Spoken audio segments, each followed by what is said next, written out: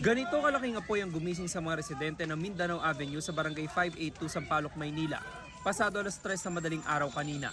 Sinubukan pa itong apulahin ng mga residente gamit ang ilang fire extinguisher at balde ng tubig pero hindi kinaya. Itinaas ng Bureau of Fire Protection ang unang alarma. Mahigit sa 20 fire truck ang rumisponde sa lugar. Kwento ng residente si Bernardo na tutulog silang mag-anak na mangyari ang sunog.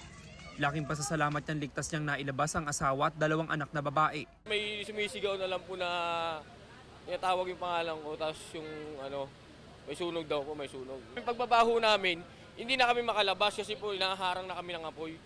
Kaya ang ginawa namin, yung planggana ho, tinakbok sa ulo ho ng mga bata para nilabas. Tinulak ko na lang ho, kahit sububsub sila, bahala na, kahit kung anong mangyari.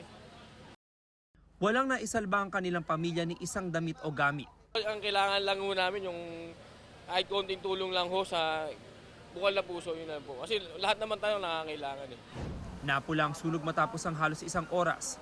Ayon sa BFP, umabot sa 5 bahay ang nasunog. Apektado ang 10 pamilya. Sa labas po makikita natin na more on concrete siya. Pero pagpasok mo po sa loob ay light materials yung gitna. Tapos titingnan po natin yung daanan, 1 tao lang po ang kasama sa loob. Kaya yung mga kasama po natin mga fireman ay doon sa bubong dumadaan. Napabaya ang katol ang tinitingnan ng BFP na mitya ng apoy. Nakausap po namin yung isa doon sa mga nakatira sa loob. Kasi may kuryente naman sila. Ngayon, according sa kanya, na may sinisindan silang katol. Pero i-investigate pa natin yan on further. Inaalam pa ng mga otoridad ang kabuang halaga ng pinsala sa ari-arian.